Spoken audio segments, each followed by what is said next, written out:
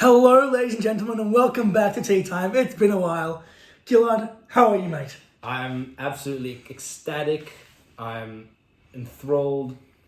Don't even know if that's a word, but I'm excited to be back. And yeah, just over the moon, to be honest. Over the moon. Over the moon? Over the moon. It's been a while, and this is our second take of the first episode of the season 3 Tea Time podcast. The first episode, let's be honest, was a little bit shit. Yeah, it wasn't great. It wasn't great. It was a bit dog wank. So we decided to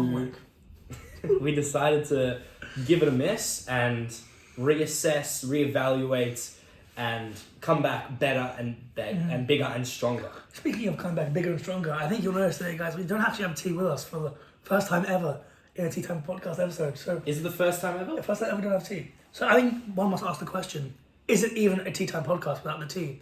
So therefore we have today, we have pancakes from my grandma today, and we have both side here a jar of Nutella just for me. We do. So if we feel a bit peckish, we can dig into some of. Wait, give them a close up of what the pancake looks like. That's gonna fall off. All right, have faith. Pancake time is what we are now. Pancake time. So today's episode will be the pancake time episode. The pancake time episode. That's what we're gonna do. Nice, clever from a bit. And yeah, we've had a bit of a hiatus. I personally have made a few videos on the channel. Aviv has an announcement video coming soon for his absence. But it will be there before this episode. It would have been uploaded before. Would have been? This episode, yeah. So go check that out. If you've already checked it out, then you'll understand what's been going on. Mm-hmm. Something funny, actually. Leor, a good friend of ours, he told me that like every third video of ours is an announcement video. Yeah. Like, I don't think it's true, but every third video is like back from hiatus, tea time return. We have a lot of announcements, you know. We have a lot. We're very announcing. We're very busy people. Very We're very busy. And I'm sure that you have noticed I haven't actually cut my hair since the last video, or shaved since the last video. So yeah, my shaving is probably not as apparent as Aviv's. I'm looking a little bit homeless though, so I think I do need to brush up on that. But anyways, let's get started. Let's get started. So today's first segment is the big recent games. So we thought instead of trying to look at so many different games that have happened in the football world, we'll pick a few big ones and we'll mention them. So I think we should start off with the Arsenal game on the weekend. Arsenal versus Liverpool. About 2 days ago, wasn't it? Yeah. I watched the game. I did too. I think Liverpool should have won that, to be honest. I think you guys were lucky to come out with a point. Aaron Ramsdale becoming like prime Iker Casillas in the last 5 minutes. Made some excellent saves. He did. Especially one of Mohamed Salah's late shot. But then again, Mohamed Salah missed a penalty. So yes, it was 2-2 to no one. 2-2. It was 2-2. It was just a 2-2 Arsenal. Arsenal take a 2-0 lead thanks to Gabriel Martinelli and Gabriel Jesus goals. Mm-hmm. The second half, that was about the 40th minute when the second goal came in for the Gunners. From there, it was complete domination, demolition of Liverpool. Honestly, they looked like the side that we think they should have been this season, and the side that Liverpool fans have been crying out for. That intensity, that chemistry, that unity, that fight. The side that Jonathan Morley believes that they are. You know Jonathan Morley? Oh, he's the guy on. He's the guy that says Liverpool win every single game. Yeah. Yeah. That game was for him, for Jonathan Morley. That game. Even though they didn't win, so. Yeah, I saw that their XG was 4.64, I believe, for the game. Arsenal's was 1.89, something like that. It was stark contrast in halves, but it also, like Aviv said, brought out a huge goalkeeping performance from Aaron Ramsdale. And there's multiple ways to spin it, I think, from an Arsenal point of view. It's either you lost 2 points, and those 2 points are the reason you're not going to win the title, or it's the fact that you got a point at Anfield, which we haven't done in the last 5 or 6 meetings, I think. You got a point at Anfield, and that's going to help you win the title. There's 2 ways to spin it. Well, the gap is now 6 points of the game in hand for City, right? Yeah. So if City beat you guys, and they win the next game, then they're up on goal difference. Yes, their goal difference is superior by 4, I believe. Which isn't a lot. It's not a lot. It's not a lot. It's not. Considering, there was only 18 matchups for you guys. But I think it's going to be the tightest title race we've had in a while. It could be, ever since, what year was it where it was 1 point? 2017, 18? And then I think also 2021 was also 1 point? No, that was last year. That was last year. There was another year that was just 1 point. I forget which year it is. Yeah, as an Arsenal fan, I'm confident but slightly concerned. Confident but slightly concerned. I mean, I think if you take it how it is, 2-2 draw at Anfield is not a terrible result. No. However, given we were 2-0 up and looked completely dominant, that is a tough one to take. Mm-hmm. I think we do have the harder run in home compared to Manchester City. And Manchester City's brutal, incessant mentality is just unbelievable. You impressed with that one? Incessant? You so waited for you so looked at that word on the way here and just like, I'm going to use that one in the next video. No, I'm trying to spice up the vocabulary, that's important. But yeah, no, so I'm a bit concerned. Man City don't seem to lose at all. If we get a point at Etihad, I think we will secure the title though. And that is on the 26th of April. So we've got some time. We've got West Ham and another game in between then. I don't remember who it is.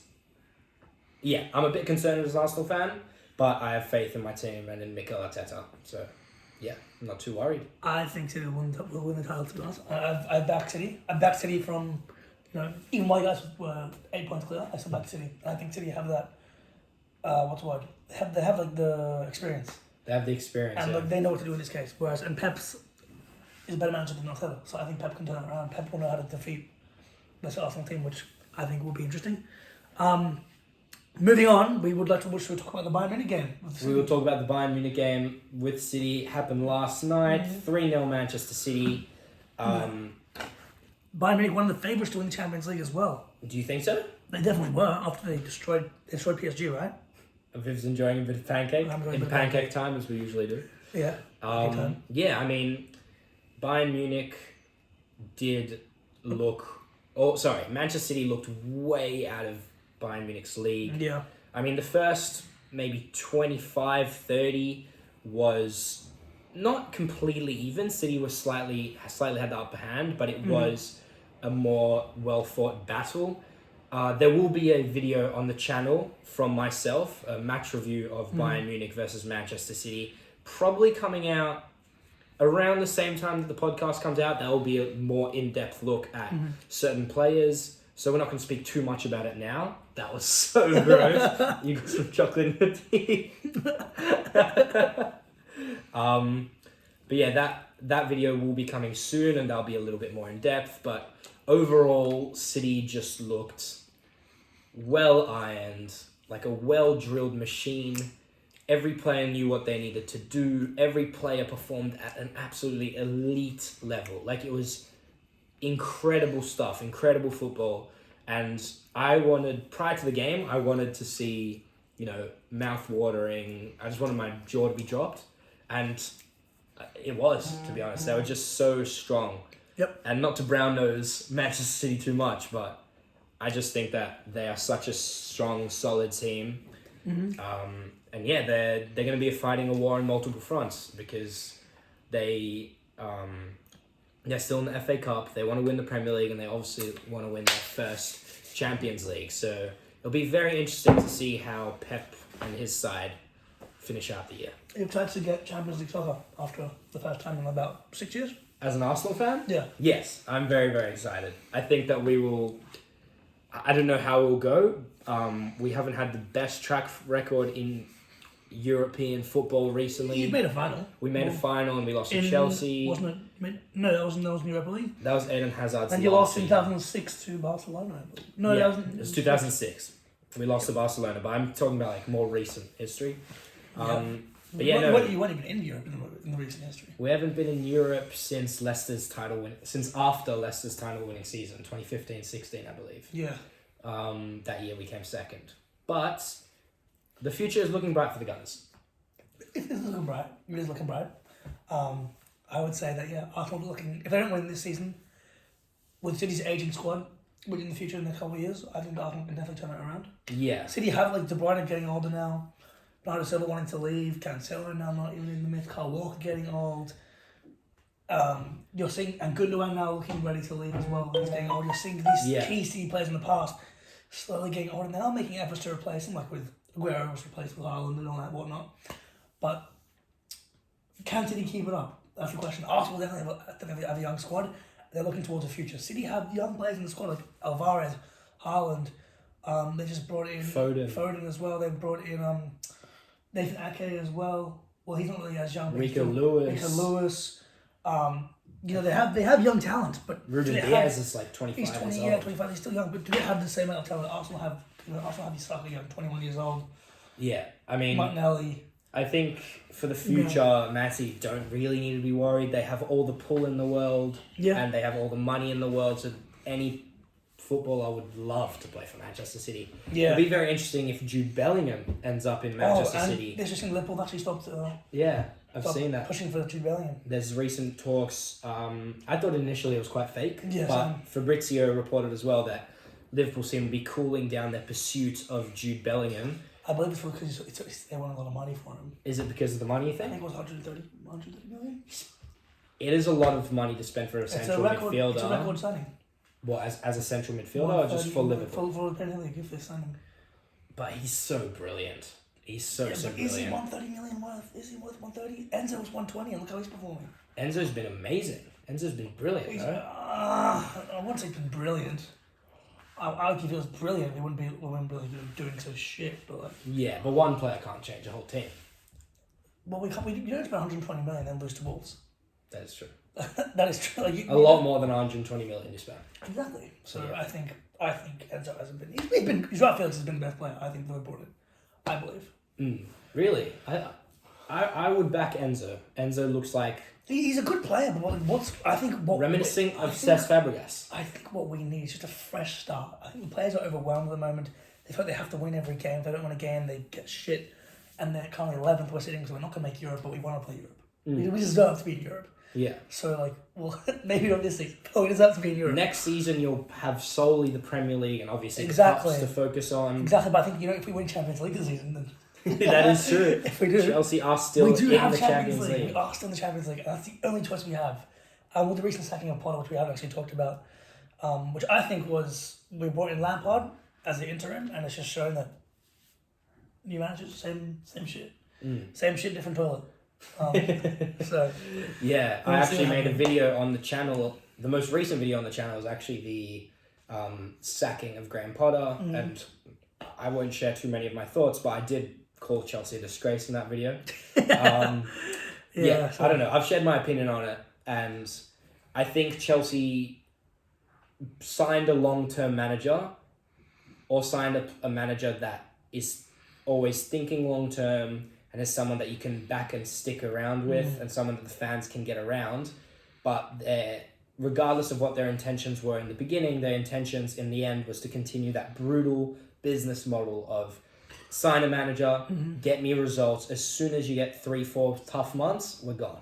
Well, if you look at Chelsea for the last 20 years, we haven't had a manager for more than 3 years. Yeah. I mean, the longest we had Mourinho for 2 and a bit seasons. That's the longest time we've had. You've recycled legendary managers. We've recycled Mourinho twice. No, we've had Mourinho twice, for example. Legendary managers. Kushner is a legendary manager, but he's still a manager who Antonio Conte we've had. We've had Sarri, who wasn't amazing. You had Ancelotti. Ancelotti we had. That was back in 2000 and early days. Yeah, a little bit earlier, but you still...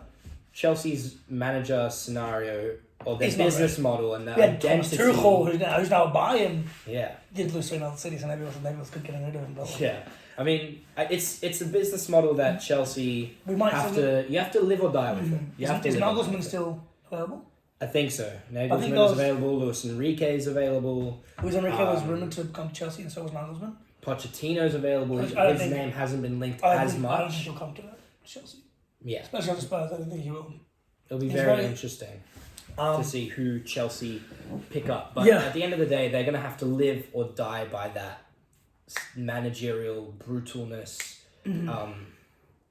the managerial brutality identity. They're gonna have to live or die about that. Yeah. When it works for them, they're on top of the world. When they win the Champions League with Thomas Tuchel, look at how happy they are. They sack him for But then they have to sack him very, very swiftly after. And unfortunately, credit in the bank doesn't last there. And that's just how Chelsea have to live and die with that. But anyway, we also wanted to mention the Inter 2-0 Benfica game. Inter Milan...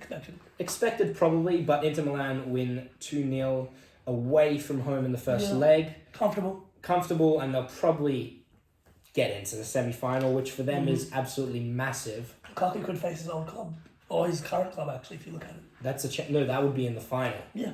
The winner of that match and plays the winner of Napoli-Milan. That's a great game, Napoli. That is a great game. I'm actually really struggling to decide which game do I want to watch tonight, the Real Madrid-Chelsea game or the Napoli-Milan I'm obviously game. watching the Napoli-Milan game. So, obviously the Chelsea game, I'm looking forward to that. I think Chelsea can bring it home? I think we're playing at home, right? Oh, it's home and away. We're playing home today. I'm not sure. That's check, but I think we're playing home. Yeah. Actually, no, I think we're playing continue. away. But I think a 1-1 draw... It's away tonight. We're playing away tonight. If we can keep a 0-0 clean sheet, or we can get maybe even a 1-1 draw, as long as we draw, I'm happy. You know? I don't think a win is realistic.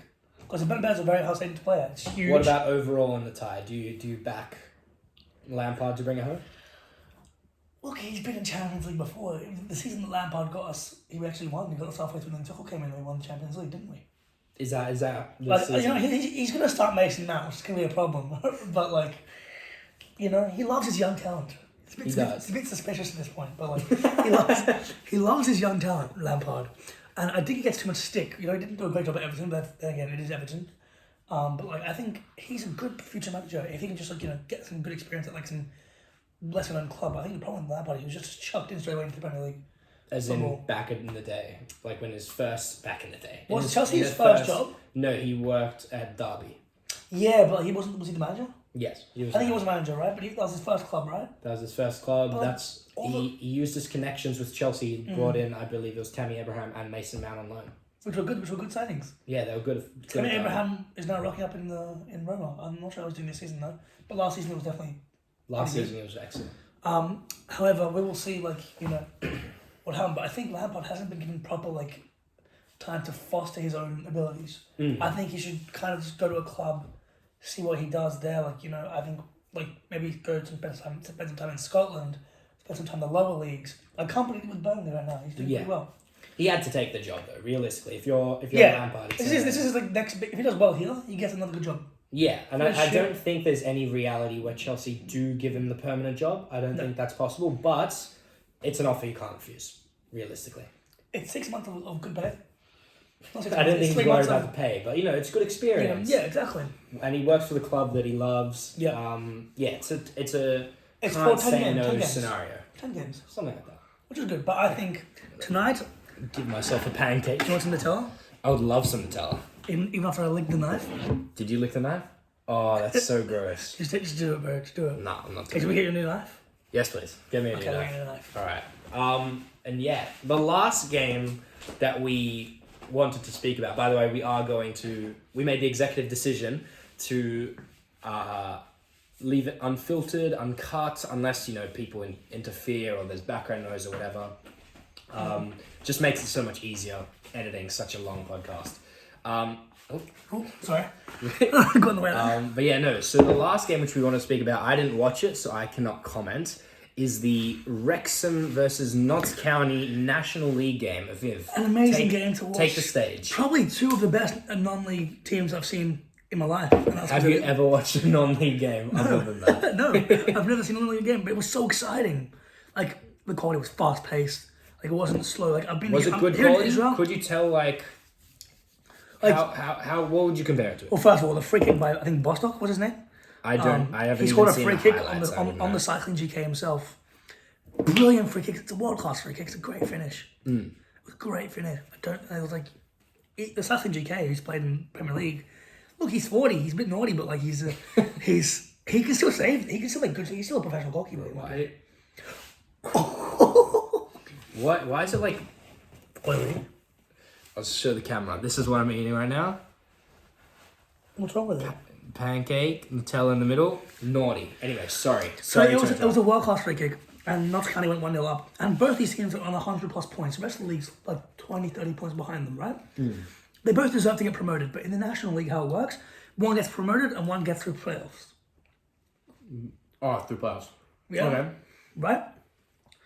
That's how it works. And so I think that's how it works, right? But don't forget though. don't forget relegated though. I don't know. You're the one that watched the game. Okay, I'm not too sure. But okay. I believe it's... Only one or maybe 4 go through, but only one gets guaranteed promotion. I think it's one gets guaranteed promotion. Yeah. And one gets promotion through playoffs. I'm pretty sure. Okay. I think that's true as well. So like only 2 teams get promotion, which it's unfair because they're both the best teams by far. It's great to see Ryan Reynolds and the other guy who I forget his name sometimes, but Ryan Reynolds. Yeah, I don't know the other guy. I think something with an E. Something, whatever. But it's great to see them being so passionate, American being so passionate about soccer. It's amazing to see it, and he loves the club, puts in so much money. 2 Hollywood actors are doing better than, most professional managers and most professional club owners. I saw I didn't watch the game, but I saw the post-match interview. It's crazy. I might have to have another one. Yeah, same. So good. They're good, right? I saw the post-match interview of Ryan Reynolds. Honestly, call this a mukbang at this point. I saw the post-match... Pancake mukbang. Oh, there's no way you're making it on your knee. You're so great. How am I meant to make it? That's on camera as well. I don't care. Anyways. That's flavour. Oh, knee sweat flavour. Anyways, so... We're talking about... Ryan Reynolds. I watched his post-match interview. Fuck, he's so hot. He's a good looking man. Yeah. But, I saw his post-match interview and it was really quite inspiring to see, to be honest. He was really expressing how much he cared about Wrexham, how much he valued the players, their persistence. He wasn't being arrogant at all. He showed respect to sort of Notts County and the work they've done this season. Oh, it's so grim. His knee is very oily from this pancake. But no, I think he's great for football. He's great for football because obviously football is huge globally, but I think his influence on an American audience is big. He's got that Ted Lasso vibe to him. Yeah, obviously he's not the manager, but he's giving you that Ted Lasso. He's giving that Ted Lasso vibe, and I think it's great for the expansion of football in the USA. I agree. And some people who are haters, I really don't like it, People say, oh, he's American, he doesn't know anything about sport. Or, oh, Wrexham, I've had enough of Wrexham. All they do is they pay their way to get up. But you know what? As bad as it is, football is becoming more of a financial game. And regardless, I think overall, it's a positive what Ryan Reynolds and Wrexham are doing for the beautiful game. Because they're making it more wanted by people from the US. So I really commend him for it. We're seeing all these financial takeovers recently in football. We're seeing Newcastle. We're seeing Man United now, maybe PSG in the last 10 years was bought by the Man City as well recently. Man City, Chelsea. We saw it have some full financial takeover. We saw we didn't see it, but we know about it. We've also seen clubs like other clubs with financial takeovers, and we're now seeing Wrexham with the actors, right? It's becoming more and more prevalent, and I think people don't realize that these financial takeovers give hope to the fans as well. How fun is it just watching Newcastle play soccer right now? Yeah, how fun is it? Unbelievable. A year and a half ago, they were in the relegation over 4 wins. Yeah, unbelievable. They won 12 points. They're a team that obviously they got their success not through the most footballing ways, but they're a team that I enjoy watching Newcastle play. I do as well. Dan Burn, fantastic defender. Such a random thing. But I really, really enjoy. Bro, look at us. We're so bad. Yeah, I know.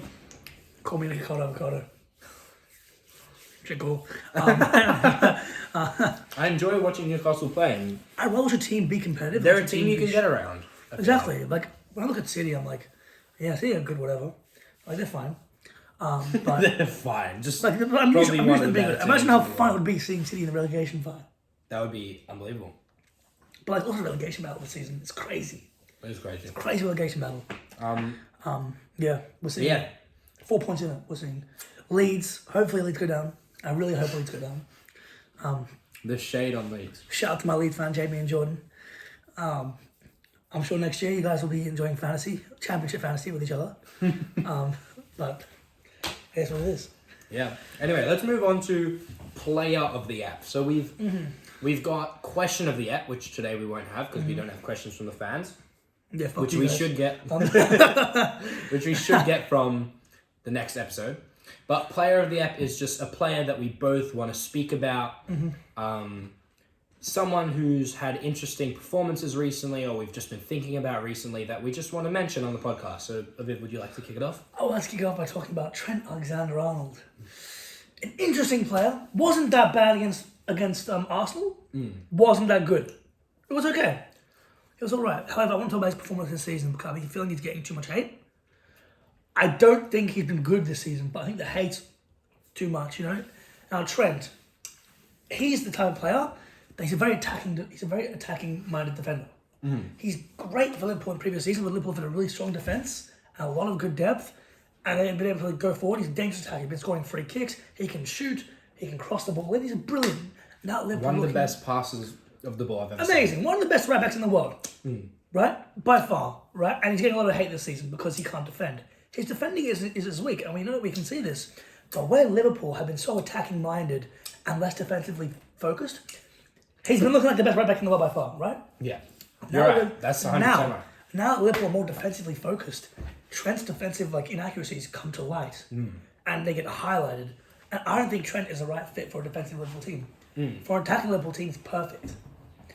So when you're playing in the past, when you're playing teams like, City and Chelsea, and you're always on the attack, Trent's a crucial player. But now when you're a bit weaker, your depth, and you've got injuries, and you become a more defensive team, these teams start hammering Liverpool and hammering Trent because he's not as good. Like you saw Napoli when they lost 4-0 to Napoli. Yeah. He was mugged off completely.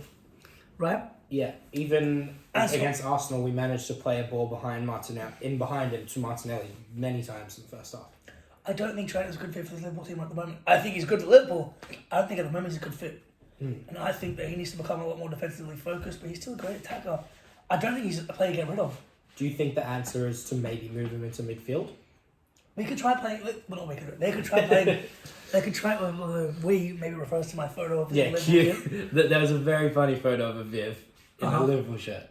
We might cut it in. I might cut it into the video so they can see what we're talking about. Feel free. But what we're talking about Trent, I think maybe try move him as a midfield position, maybe more of a centre mid.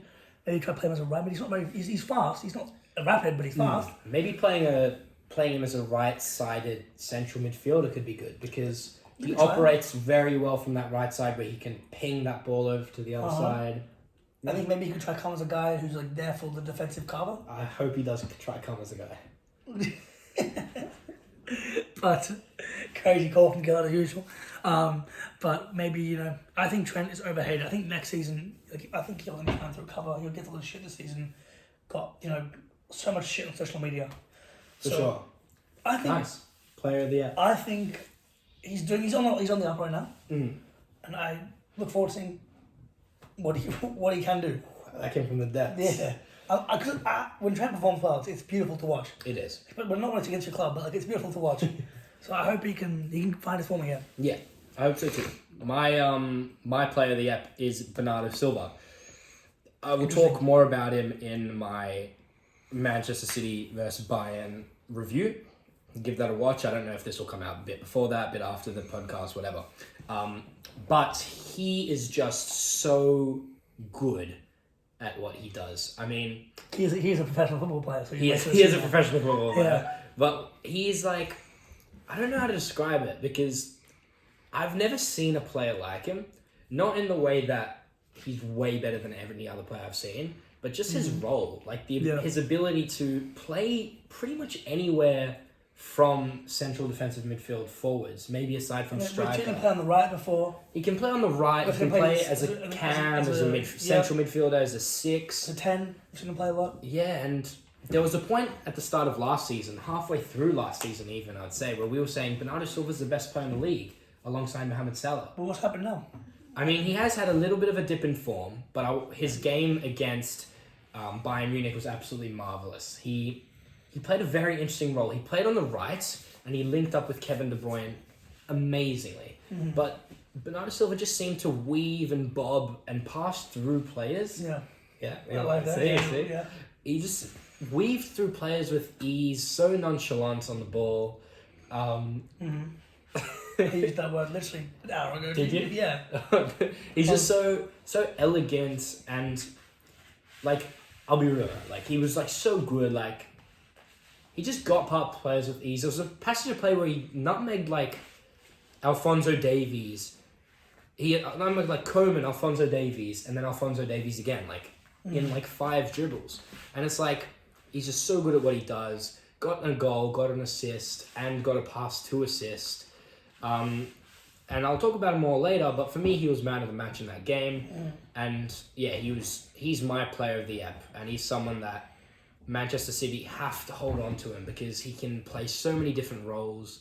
But he understands the system so well. He's such a smart player, and he wants to move away. He's been very vocal about that. I think he's been very vocal about going to play somewhere else. But I think he's someone that Man City need to try keep at all costs. I really believe that.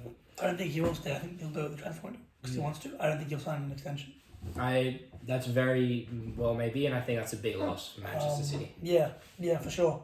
All right, so that everybody. is play of the app. Play of the app, yeah. Play of the app. Now we are moving on to I don't know what we can call this segment yet. Game day. I don't know. Game day, match day. Ladies and gentlemen, it is match day. Yes, we'll call it match of the day. We'll call it match of the day. Yeah, sure. I was thinking about it. It doesn't make sense. Game of the day. No, because it's about not the day. It's about the podcast. Game of the pod. Match of the pod. No. What are you saying? Something with pod. Yeah, we'll think about it. But basically, every podcast, Viv and I will alternate who gives a game to the other person. Yeah. So, for example, this week, I'm going to give Aviv some questions and he's going to have to answer them. Yeah. My game is transfer path. So I've got 3 players down. Did you change them? Yeah. We had an initial set. Aviv saw them. We changed them. I've Sorry. got 3 players down and I'm going to read their club out one by one. Aviv's going to try and answer them or guess who it is. He'll get one guess per team. Okay, you ready? I don't know. Are you good at this kind of stuff? We'll see. We'll see. All right, I'll start with this player. First club, Genk. Genk, so it's Belgium. It's always Belgium, huh? Second club, Chelsea. Remember, you get 1 vote per thing. Tell me if you want to vote. I want to vote. If you want to guess. I want to guess now. De Bruyne.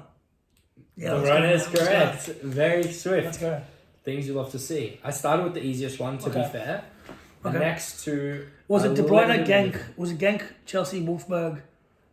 Back to Chelsea. No, Genk, Chelsea, Wolfsburg. He went back to City. Genk on loan, but if you get rid of the loans, Genk, Chelsea, Werder Bremen, Wolfsburg, Manchester City.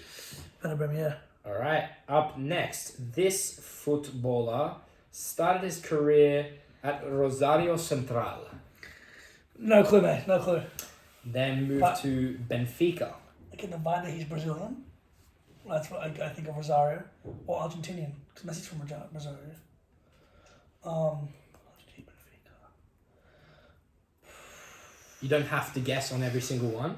No, I'm not sure at the moment. Should I move on to the next one? Yeah. Then move to Real Madrid. Di Maria. Yes. Yeah. Nice. Let's go, mate. Okay, so that one was maybe more on the easy side than intermediate. This one, I think, is quite tough, to be honest. Okay. Started his career at Shakhtar Donetsk. Actually, this one's not that hard. And Chelsea, that's Madrid. No, I don't actually know. Next, okay. Ukrainian, maybe? Okay, then moved to FC Ufa. I got no clue what it is, so I'm gonna... Okay. Does he play in the Premier League? That's not the game. That's not the game. It's transfer path. You can't... Next one. A PSV. So I had Shakhtar Donetsk, FC Ufa. Ufa. FC Ufa is a club... I cannot tell you. It is a club in the Russian league. FC Ufa. Okay. And now he's at PSV. No clue. Next one. Manchester City. Not Gakpo. Gakpo. That's crazy. PSV. Depay? Is that your answer? Wait. Man City. You said Man City, right? I'll read it from the start. Shakhtar Donetsk, FC Ufa, PSV, Man City. Okay, Man City. Okay, I know why I said Dubai. He went to Man United. Feeling a bit of the pressure here, are we? PSV to Man City. It's not Nathan Ake. Because he was at Chelsea. Okay. There's also a Bond. Okay, mate. Okay. Ukrainian Man City. It's not Zinchenko because he's at Arsenal. I didn't say that it was done. Okay, keep going. Do you not want to guess? No, keep going. Arsenal. Zinchenko. It is Zinchenko. There we go. I thought you were done. No, I wasn't done. And that was it. That's three. three. So very well decent. done. Yeah, decent. I made him a couple not too hard. Like Di Maria and De Bruyne aren't too hard. Yeah. But no, decent. I'm actually surprised you went straight to De Bruyne because I thought you could have gone Lukaku for Genk to Chelsea. It was one of those two. Yeah. Locked out. Okay. And let's gonna move on to our last segment for today. Let's call it the Cheeky Nando's. The Cheeky Nando's. As you guys know, Aviv and I love our tea, our drink, and we also love our food. Yeah. Now, I think... As evident by the pancakes. As evident by the pancake and the fact that this is pancake time. Yeah, pancake time. Or cake time. But yeah, so I think we had a segment in the last podcast we did in season 2, the World Cup one, where we rated our fans' takes according to the Nando's spice chart. Here's what I infamously said Fulham are getting relegated. No, Correct? no, that was right at the start. Okay, yeah. That was the first episode. When was this? This was like the last episode of season. Oh, like if Ronaldo wins, he becomes a GOAT. I think that was What? I think that was one of the days. If Ronaldo wins, he becomes all-time GOAT. Wins what, the World Cup? Yeah, I think that was one of the days. Maybe, but wow, that's funny considering Messi won it, and now he's like the all-time GOAT. Well, he already was before, so it doesn't matter. Yeah. Doesn't matter what Ronaldo fans think. Sorry, Chase. It doesn't matter what you think. But yeah, so we are going to each give our personal hot take in the world of football. Mine was very spicy. I'll go first. So Okay. we'll finish on your one, finish on a high. I don't know how spicy mine is. You're gonna have to rate it for me. My Not on the spice meter? take, yeah, on the Nando's spice meter. My hot take is that Chelsea will defeat Real Madrid in the quarterfinals of the Champions League and advance to the semi-finals. I think that's a hot take. Now, I think it's hot. I would say... let me explain. Let me explain first, and then you can say it. Okay. And I don't think that it's actually going to be particularly close. I think Chelsea will maybe not demolish Real Madrid, but outplay Real Madrid on both legs. This could be proven awfully wrong, especially given that the first leg is tonight and it is at the Bernabeu. But I don't know. I just think there's something about you're blocking like most of me, and I just think there's something about Chelsea and Champions League nights. Obviously, Real Madrid and Champions League nights are way more threatening because they've got the most Champions League in the competition's history. Forget pancake time, but call it waffle time. But Real Madrid did just lose 3-2 to Villarreal after leading 2-1 and continue to go on the 70th and 80th minute. I think that Real Madrid aren't too riddled with injuries, only missing Ferland Mendy. But I just think that Frank Lampard will be able to galvanise his squad and be able to just get a result out of them. I mean, he did just lose to Wolves 1-0, and every single possible indication is that this is wrong, given that Real Madrid is second in La Liga, Chelsea are 11th in the Premier League. But I just get that feeling that Frank Lampard will be able to get some energy in this squad, and the squad will realize, hey, we've got one big competition left, one big, one last chance to make this season salvageable. Yeah. And I think that, he will look to rely on some of the more older and experienced players in the squad, like Kante, Kovacic. I want to see Kovacic back to playing regular football. Yeah. I think he's Kante or Kovacic? Both, actually. Yeah. Kovacic is a key player for us. I didn't realise that he's an amazing dribbler. He's an amazing leader of the ball on the field as well. I think he's his old club as well. Yeah, Kovacic. And I really just that my hot take is that Chelsea will win this tie and they'll win it by more than 2 goals on aggregate. Really? That's my. Well, they'll be looking for blood after last year. That's my hot take. What do you rate it? I would rate it. There's barbecue, lemon, and herb. Barbecue. It goes mild, no, medium hot, extra hot. Are you broken? Look at the Nando's meter. That is such bullshit. It goes plainish, then there's barbecue. I know for a fact there's barbecue. Lemon and herb, mild, hot, extra. Sorry, right, plainish. So I would rate that in between lemon, herb, and mild. Okay. I genuinely think it's a mild to hot call. Mild to hot? Mild to hot. I think it's too hot because I think Chelsea can do it. I think we have the potential. We have the club. But you are just a biased Chelsea fan. We have the players to beat Real Madrid. We're just shit. We have no chemistry. We're like an 88 rated squad with zero chemistry. That is awful. Anyway, give your hot take. Shout out to Ari Saxon with the FIFA goals. My hot take is probably hotter than your one. I'd say. It's probably so hot that it's shit. But here's my call. Dele Alli, in his prime, I think it was 2019 at Spurs, or 2018. Let me get it up for you. Prime Dele Alli was better than Jude Bellingham. I think that's it. I think that's a crazy call. I think it's You're gassing yourself up. I think it's a very spicy call. His value was 100 million, was it 150 million? Dele Alli in his prime did win a Young Player of the Year award at Tottenham. He also scored 18 goals and got 7 assists in the 2016-17 season. So I think in 2017 he was more hype. Well, how old was he in 2017? How old is he now? In 2017, at the age of 20 years old.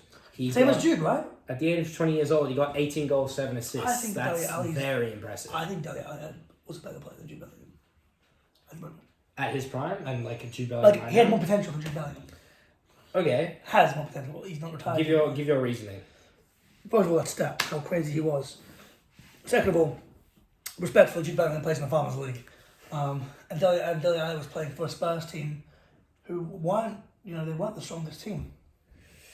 I mean, if we're talking about Farmers League, Dele Alli's strongest season, 2016-17, that was the year... When City won the title, no? No, when Chelsea won the title. That's when Chelsea won. Yeah. 2016-17, Chelsea won the title. But the year before that, Leicester won the title. So it wasn't, the Premier League wasn't at the Farmers point that it is today. Even today, I don't think it's a Farmers League. We're seeing we're seeing Arsenal and City go hand-to-hand combat for the league. I don't know about saying that the league this year is Farmers, but... It has been previously. Tottenham was strong, though, in those years. Tottenham was strong. And he was a very big part of it. Yeah, he was huge. I think he was... What was his value? Let me look on... Not Transfermarkt. Transfermarkt is bullshit. They just give random numbers and just say, that's his value. That's rough. I don't like Transfermarkt. I'll give my opinion on it. I think that is... I'd say that's I'd say that's definitely a hot take. Definitely a hot take. Not extra hot, but it's definitely a hot take. I think it's very difficult to compare because Dele Alli at his prime was kind of like a second striker, like a behind Harry Kane sort of player. Look at his transfer market rating. You are checking transfer market. No, I'm saying what they say. It doesn't mean I believe in what they say. His value at 22 at Tottenham Hotspur was in 2019 when I said he was the best. Guess how much it was? 100 mil. 100 mil. Well, check Bellingham. Bellingham would probably be higher, or around the same. I mean, I don't think it's too hot a take. I think that Dele Alli was a solid player. Bellingham's worth 100. He did also get 37 caps for England. Bellingham's worth 120, but then again, there's more money in the game today than there was in 2018. That is true. That was fresh off of Neymar's signing to PSG. Yeah, and 37 caps for England is quite a lot for Dele Alli. Only the 3 goals, but 37 caps are probably not starting most of them. I'd give that a hot rating.